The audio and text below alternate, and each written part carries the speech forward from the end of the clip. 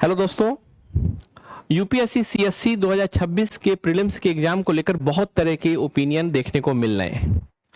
कई लोग इसको यूपीएससी की हिस्ट्री में अभी तक का सबसे ब्रूटल या टफ एग्जाम बता रहे हैं, तो कई लोग कह रहे हैं कि यूपीएससी ने एक बार फिर साबित कर दिया कि UPSC unpredictable public service commission है। इन तमाम तरह की जब हम बातों को सुनते हैं तो एक सवाल होता है कि जो सिंसियर स्टूडेंट हैं उन्हें क्या करना चाहिए। तो मैं केवल और केवल सिंसियर यूपीएससी एस्पिरेंट्स के लिए ये वीडियो बना रहा हूं, एक यूट्यूबर के तौर पे नहीं बल्कि एक यूपीएससी में एक स्टूडेंट के तौर पे जो मेरा अपना एक्सपीरियंस है, जो मैंने 5 बार प्रीलिम्स निकाला है, उसके बिहाफ पे मैं अपनी बातों को रखने जा रहा हूं। मेरे हिसाब से तो ये क्वेश्चन ही पूरी तरह से निराधार या बेसलेस है कि यूपीएससी का एग्जाम या सीएससी का एग्जाम सरल होता है कि कठिन होता है। सपोज करिए पेपर बहुत ज्यादा इजी कर दिया जाए, बिल्कुल सरल कर दिया जाए आप लोगों के हिसाब से, 3 या 4 किताबें लक्ष्मीकांत और मान लीजिए स्पेक्ट्रम से सारे क्वेश्चन आ जाए, तो क्या सबका सिलेक्शन हो जाएगा? अरे भाई, अगर बहुत इजी हो गया तो मान लीजिए कट ऑफ चला जाएगा 70-80 क्वेश्चन, सपोज करिए। और अगर मान लीजिए बहुत ज्यादा टफ आ जाए कि किसी को 5 से ज्यादा क्वेश्चन ना आ रहे हो डायरेक्ट, तो कट ऑफ मिनिमम जा सकता है मान लीजिए 6-7 क्वेश्चन। मतलब एक काल्पनिक बात मैं बता रहा हूं आपसे। तो कहने का मतलब जो कट ऑफ होगा उससे ऊपर वाले बच्चे सब सेलेक्ट हो जाएंगे और उससे नीचे नंबर वाले बाहर हो जाएंगे। तो फिर एक सवाल है कि ये पेपर टफ और पेपर सरल किसके लिए होता है? स्टूडेंट का इससे कोई मतलब नहीं है। इससे मतलब है कोचिंग इंडस्ट्री के उन टीचरों का जो डर बना के फिर एक नया बैच बनाना चाहते हैं। ये साइकोलॉजिकल गेम है और कुछ नहीं। पूरे आईएएस जो ये सब युद्ध चल रहा है उसको समझते हैं। और एक पहले मैं इस बात में डिस्क्लेमर कर देना चाहता हूं कि मैं इस बात को बहुत अच्छे से एग्री कर रहा हूं कि अगर मैं भी पेपर हॉल में होऊंगा ना, एग्जाम हॉल में, तो शायद मुझको भी 10 से 12 क्वेश्चन से ज्यादा नहीं आते। डायरेक्ट 10 से 12 क्वेश्चन आते, फिर 20 से 30 क्वेश्चन मैं अपनी इंटेलेक्चुअल कैपेबिलिटी के आधार पर करता, जो हमेशा से करता रहा हूं। अगर मेरा 5 बार प्रीलिम्स निकला है तो कभी भी मुझे ये नहीं था कि पूरा पेपर आता था। पहली बार जब देखता था तो 6, 7, 8, 9 क्वेश्चन या 10, 12 क्वेश्चन पे ही हवा टाइट हो जाती थी, फिर लगता था अब क्या होगा। लेकिन हाँ, कुछ अच्छे मेंटोर थे, कुछ अच्छे टीचर थे जिनके साथ मैं रहता था, उन्होंने सिखा रखा था कि यूपीएससी का एग्जाम इस बात का नहीं कि आपको कौन सा क्वेश्चन आता है, बल्कि इस बात का है कि आप कैसे किसी का भी आंसर निकाल सकते हो। एक कॉमन सेंस, एक कॉन्सेप्ट की क्लियरिटी और एग्जाम हॉल में पेशेंस का ही खेल था। तो मुझे तो इस बार भी कुछ नया नहीं लगा, क्योंकि हमेशा की तरह इस बार भी वही था कि जो सिंसियर बच्चे होंगे, जिन्होंने सही से तैयारी की होगी, उनका प्रीलिम्स निकलेगा, वो मेंस देंगे। और जिन्होंने हवाबाजी शुरू में की होगी वो एग्जाम के बाद भी हवाबाजी करेगा। और देखो, इंसान का एक स्वभाव होता है, इंसान का नहीं, असफल इंसान का, दूसरे को ब्लेम करना। और ये काम कोई हमने आज से नहीं सीखा, बचपन से हमारा साथ ये इतिहास की घटना जुड़ी रही है। बचपन से हम जब गिरते थे तो जमीन को दोष देते थे, हम जब पेपर में फेल होते थे तो आउट ऑफ सिलेबस बोल देते थे, या ये बोल देते थे कि टीचर ने अपने फेवरेट स्टूडेंट को ज्यादा नंबर दिया। और जब यूपीएससी की बात आ गई तो फिर हमने एक नया माहौल बनाया कि सबसे ब्रूटल पेपर है, और हमारा साथ इसमें दे दिया कुछ यूट्यूबर ने। क्यों? क्योंकि उनकी मैराथन क्लास काम नहीं आई, उनके मॉक टेस्ट काम नहीं आए। हाँ, अब मॉक टेस्ट से एक दूसरी चर्चा भी शुरू होती है कि सर ये पेपर तो बड़ा अजीब था और ऐसा तो हमने कभी नहीं देखा। तो अरे भाई, तुमने देखा क्यों नहीं? ये तुम्हारी गलती है।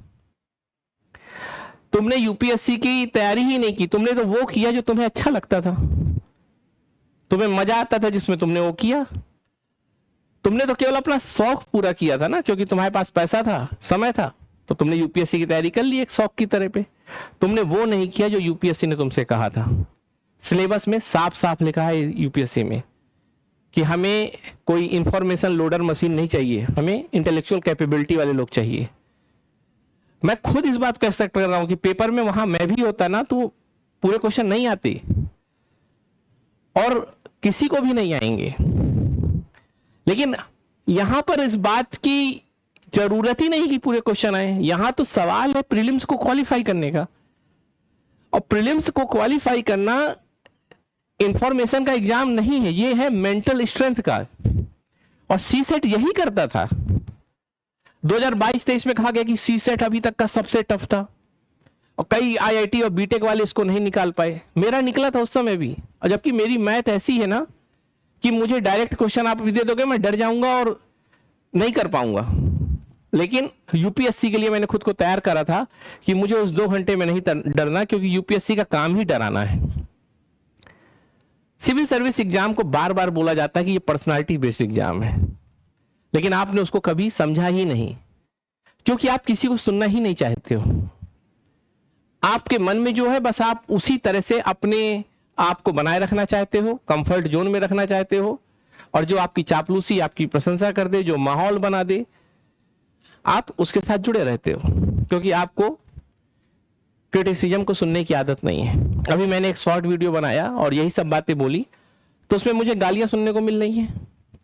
बहुत सारे बच्चे कह रहे हैं कि बकवास बंद करो, आप उस समय होते तो क्या करते, 2 घंटे में तो आप भी नहीं कर पाते। तो मैं खुद कह रहा हूं कि मैं नहीं कर पाता। इस बात को एक्सेप्ट करने में क्या दिक्कत है? अरे ह्यूमन बीइंग है, मशीन थोड़ी है। ये 4 साल पहले बात तय हो चुकी थी कि एआई भी यूपीएससी का पेपर नहीं सॉल्व कर पा रहा। तो पूरी बात अगर हम कंक्लूड करें तो यही है कि जो भी सिंसियर एस्पिरेंट्स हैं वो अपनी मेंस की तैयारी करें। ये कॉम्पिटिटिव एग्जाम का पेपर है, इसमें कोई टफ और कोई सरल नहीं होता। इसमें कट ऑफ होती है, उस कट ऑफ से ज्यादा नंबर होंगे तो आप अंदर होगे, उस कट ऑफ से कम नंबर होंगे तो आप बाहर होगे। कट ऑफ से ज्यादा नंबर उन्हीं लोगों के होंगे जिन्होंने 2 घंटे में पेशेंस रखा होगा, जिन्होंने यूपीएससी की डिमांड से पेपर सॉल्व किया होगा, जिन्होंने कॉन्सेप्ट क्लियरिटी पे बात की होगी, उनका निकलेगा। स्वाभाविक प्रक्रिया है और वो सिलेक्ट होंगे। बाकी लोग आराम से यूट्यूब देखें, रील बनाएं और ऐसी बातों को सुनने की कोशिश करें जो उन्हें अच्छी लगे, क्योंकि ईगो डिफेंसिव हमारा नेचर होता है। आपने एटीट्यूड में भी पढ़ा होगा अगर मेंस की तैयारी की होगी। और वैसे तो आप लोग मेंस की तैयारी करते ही नहीं हो, प्रीलिम्स में फंसे रहते हो, तो ये एक अलग सवाल होगा। और मैं किसी को क्रिटिसिज्म नहीं कर रहा, मैं किसी की कैपेबिलिटी पे सवाल नहीं उठा रहा, बस मैं सही डायरेक्शन और गलत डायरेक्शन की बात कर रहा हूं। और एक बात फिर साबित हो गया है कि यूपीएससी हमेशा से ही ऐसा रहा है। 2014 में भी यूपीएससी ने अपने आप को बदला था, 2017-18 में बदला, फिर 2026 में बदला, और फिर 2030 के आसपास बदलेगा। अगर आप अपनी आंखों में पट्टी बांधे हो, आप अगर शुतुरमुर्ग बने हुए हो, तो ये आपकी समस्या है। आप सोचोगे कि अगर बालू के अंदर सर डाल दें और दुनिया के सारे गम भूल जाओगे, तो ऐसा नहीं है। आपको डिनायल मोड में नहीं रहना होगा। आपको अगर मेरी किसी बात से दिक्कत हो तो आप कमेंट के माध्यम से लॉजिक को साथ रखते हुए अपनी बात कहिए,